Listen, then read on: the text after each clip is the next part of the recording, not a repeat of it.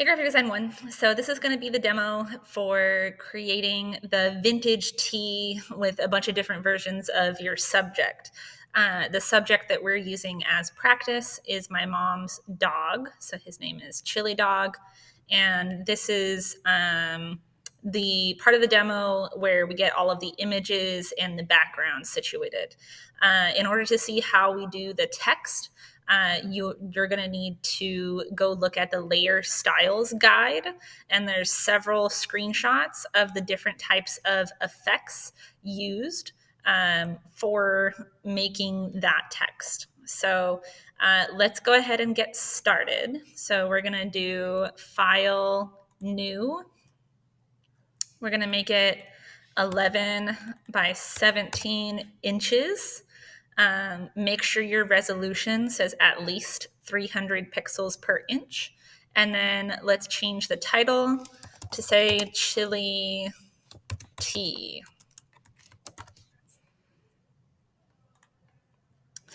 All right, once you've done that, then you're gonna get this nice artboard that we're gonna work inside of. I'm gonna go ahead and pull my layers out so that you guys can see them better. And then we're gonna make the background a nice gray color. Okay, so if you want to have the same gray color as the original text that we did together, you can go ahead and use your eyedropper to select that color. And then we can unlock this background and use our paint bucket tool to fill that color here. So that way it's the same gray color you already decided on.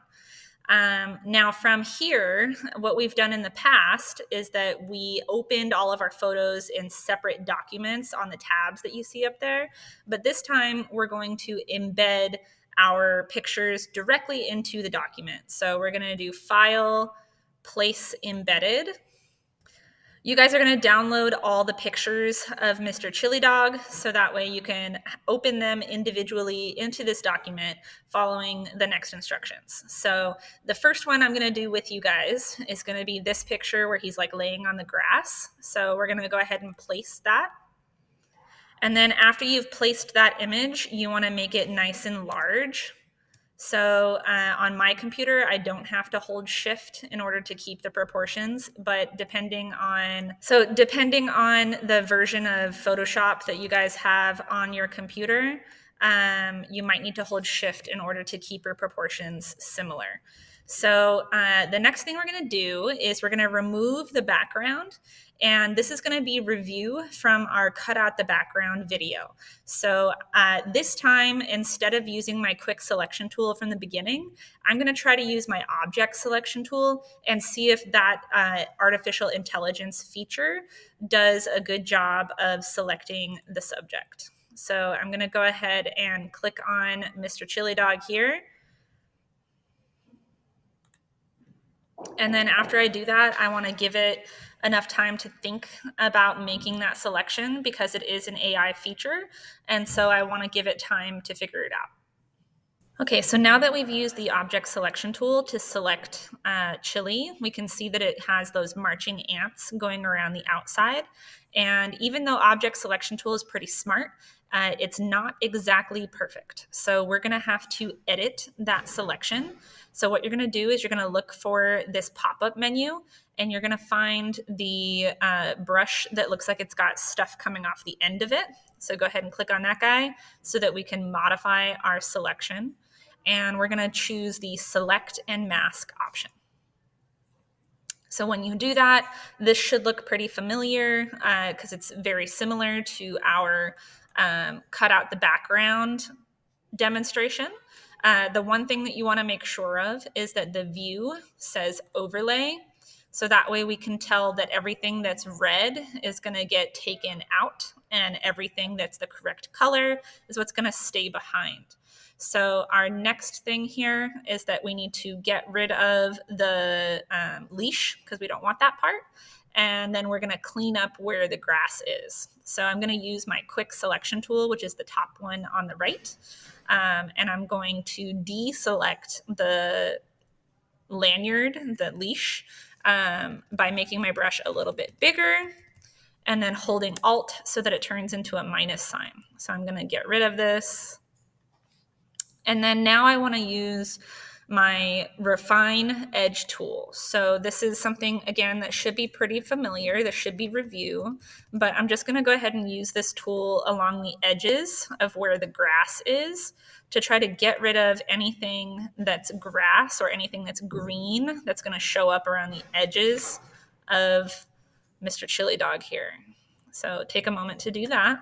And then once you're happy with that selection, then we're going to press OK in this select and mask option. And you can see those marching ants are a little bit more precise. So now I can go to my layers and I can give it a mask. So when I add that mask, there's still a few things there that might need to be fixed. Like there's too much of the grass selected down here.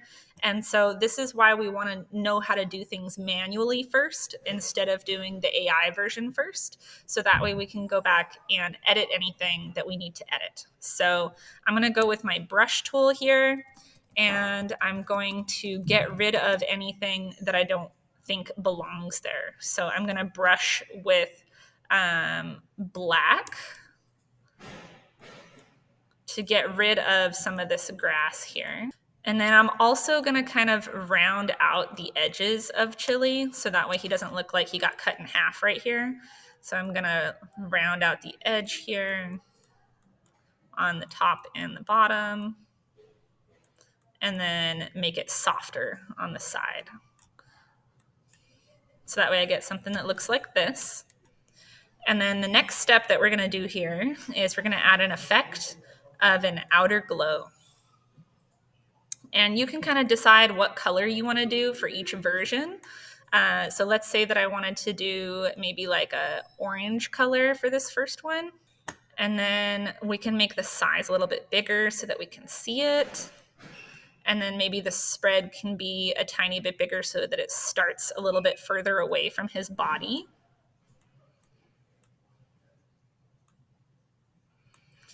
And then once you're happy with how that looks, you can go ahead and press OK. So this is essentially the same process that we're going to repeat for all 4 versions of Chilli. So you're going to insert by place embed, you're going to remove the background, and you're going to add an outer glow to all 4 pictures. So I'll see you in just a second after I have that on the screen. Okay, so now that we have all 4 versions of Chilli on this document, I want to point out a couple things about how I have arranged them. So first of all, you want to think about your composition as far as like having like a big, medium, and then small version of each of these dogs. So you can see this one here that used to have the pool background. I made that one the largest one. And then we've got a little tiny guy and then some medium guys. So just think about when you're arranging the composition of your images that you don't want them all to be the same size. You want to have variety in the sizes of images. So the next thing that I want to point out is on this particular version of Chilli, I have some stuff in the mask that is getting highlighted with the outer glow. And so if that happened to you, if you had part of your outer glow going in a spot that you did not want it, then we need to get rid of whatever is showing up on the picture right there. Because the reason why that's happening is that there's some small portion of that photo that's kind of transparent that's getting that treatment because it didn't get removed using the mask. So what I want to do is I want to select that mask and then use the brush tool and then paint where the glow is to get rid of it. So if that happened to you, just paint with black on your mask to get rid of any spaces that are not supposed to be there. Okay, so now that we have all of our chilies on our artboard, the next thing we're going to do is some organizing. So we have to make sure our layers stay organized so that we don't get confused later. So in your layers panel, I want you to label all the photos of Chilli with like a title and a number, right? So if I click on this one, I can double click. This one can be Chilli number 1. chili number 2. Okay, and then now that all of those are labeled appropriately, the next thing I want to do is put them all into a group, so that way they don't take up as much space in my layers panel. So I'm gonna click on the first one and then hold shift and click on the last one. And then I'm gonna look for a folder icon at the bottom of my layers. So I'm gonna go ahead and click on that guy. And then I also need to label that as photos so that I know what's in that folder. Okay, so now our layers are a lot more organized looking. I can click on this drop down menu to find what's in that layer. And now I can add some more stuff. So we're gonna go back to our text that we made previously, and we're gonna use our move tool to drag this text into the other document. So I'm just gonna click and drag this into this document, and then I'm gonna need to make a copy of it. So we're gonna go ahead and leave this one where it is. And then we're gonna make a copy of that text by doing Control J. And then we can double click on it because it's still text to change it to a different word. So his name is Chilli Dog. So now we're gonna put dog there. And then we can go back to our move tool and move that to the bottom. So we wanna keep, if you have multiple words, you wanna keep them as separate layers so that way you can go through and edit them later if you need to. We don't wanna have them both in the same text box because that gets really messy. So again, now we have some organizing to do in our layers. So we're gonna select both of our text layers and we're gonna put those in a folder and we're gonna label that folder as text. Okay, so now we need a background. So if we go back and look at my example, you can see that we have this dramatic lightning situation in the background. So we're gonna do that next. So again, we're gonna do File, Place Embedded, and we're gonna find that dramatic red sky. And then we're going to edit this background while it's on top of everything. So that way we know what we're doing, we can see everything we're doing, and then we'll send it behind. So the first thing we're gonna do, you can see there's kind of like some negative space on the top and bottom. So I'm just gonna use my marquee tool to select the space that I think is the most exciting. So I'm gonna select this middle portion where there's a lot of clouds and a lot of lightning. And then I'm gonna put a mask on it so that I can get rid of everything else. Okay. Now, again, if we look back at my example, you guys can see that I blurred the edges. And I want to work smarter, not harder. So I'm going to do that by using a filter rather than using my brush. Okay, so what we're gonna do is we're gonna right click onto that background and we're gonna convert it to a smart object. And what that's gonna do is when I apply my blur filter, it's going to give me a mask that I can edit of what is affected by that filter. So we're gonna do filter, blur, Gaussian blur. And I'm going to make the number of pixel radius that's blurred like somewhere between 70 and 80%. And then I'm going to press OK. And then after you do that, you're going to notice you got a smart filter with a mask on it. So I'm going to click on that mask and then I'm going to select the inside portion. So I'm going to leave like a border where it's going to stay blurry. And then I'm gonna fill that mask with black so that the middle will be clear again. So now in just 2 very simple steps, I blurred the edges without having to like be really delicate with my brush.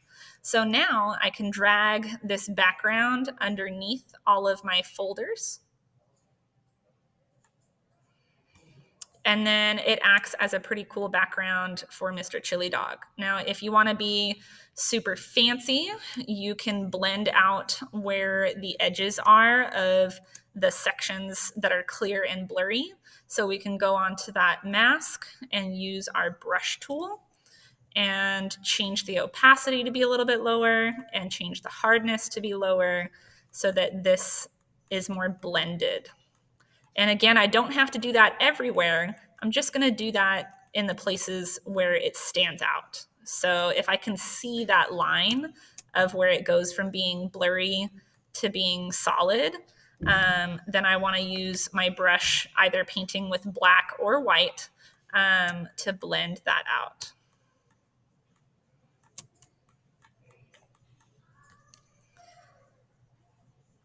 Okay, so from here, we've just got a few more steps to go.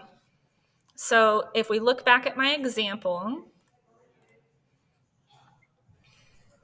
we've got some sparkles, we have some texture, and just a few more finishing touches, right? So let's go ahead and start with the texture around the outside of our photo here. So I'm going to go ahead and add another mask because when I converted it to a smart object, I lost that original mask. And then I'm going to go to my brushes and I'm going to find a more textured brush. So when you click on this folder for brushes over here, you can kind of scroll through and find a brush that you think has a cool texture. And then all we're going to do is make that brush really big and then paint with black on the edges to give it kind of like some extra fading that might have happened, like it's an old t-shirt. And if that texture is too much, like it makes like a really harsh edge, then you can fix that by going back to your round brush and making the opacity really, really low and painting with white right on top of there to put some of it back. So if it's too harsh, you can paint with white and a really low opacity to put some of that texture back. Okay, so let's go ahead and move on to the next step, which is going to be adding sparkles. All right, so the next step is going to be to add sparkles. So if you look at my example, I have these fancy little sparkle guys hanging out everywhere. So we're going to make those in Illustrator. So go ahead and open Illustrator, and then you're going to make a new file. And that new file is going to be 5 inches by 5 inches. And we can go ahead and title it Sparkle. And then we're just going to make a really simple icon, and then we're going to drag it over into Photoshop. So we're going to use our star tool, and we're going to click and drag with that star tool, and I'm not going to let go of my mouse yet. So I'm still holding on with my mouse. I'm going to use my down arrow to get rid of one of those points. And then in order to make the points longer, I'm going to hold Alt. Just kidding. In order to make the points longer, I'm going to hold Control. And then those points can become longer on the edges. So we're going to go ahead and put this guy right in the middle. Make him nice and straight. And then we're going to make a copy. So we're going to hold Alt and drag it. And we're going to rotate this copy so that the angles come out of the empty spaces, just like this. And then we're going to make that second copy smaller. So I'm going to make it smaller while holding Shift and Alt so that I get something that sort of looks like this. And then I'm going to use Shape Builder. So I'm going to select both of those and find Shape Builder and just click through them to make them all into one shape. And then from here, I don't want it to have a stroke. So I'm going to make the stroke nothing and keep the fill white so that if I move this into my gray space, you can see what's got going on. And then we're going to drag this sparkle into the tab on the bottom that says Photoshop. Okay, before I drag that icon into Photoshop, I want to make sure that it's going to go on top of everything. So I'm going to click on the topmost layer, and then I'm going to open Illustrator, and drag this icon over into my Photoshop document. And I'll know that it's working because there'll be a little plus sign next to my mouse. So then I'm gonna let go of that guy so that I have this icon on my artboard now. And I'm gonna make it smaller. And then once I'm happy with that size, I can press enter. And the next thing we're gonna do here is add a glow to this sparkle. So right now it's a vector smart object because it's a vector design that we took from Illustrator and put onto Photoshop. And we just want to add an effect to it of outer glow. And we want that outer glow to be white. And we want the size to be a little bit smaller so that we can see it going around the edges.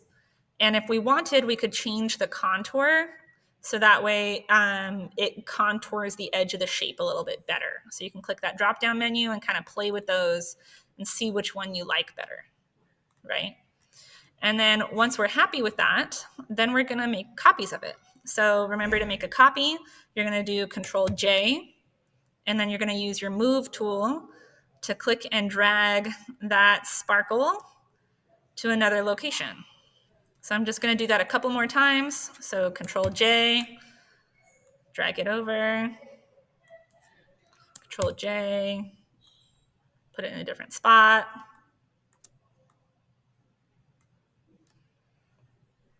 Maybe put a few down on the word that says dog. So that way we get something that sort of looks like this. And then again, to keep my layers organized, I wanna put all of those new layers into a folder. So I'm gonna click on the first one, hold Shift, click on the last one, and then put them into a folder and label them as sparkle. Okay, we are almost done. So the last thing we're gonna do to this is we're gonna add a texture on top of everything. So on the classroom, I gave you guys a couple of different textures. You can kind of test out which one you like, but I like the one that looks like linen. So I'm gonna place that one in here.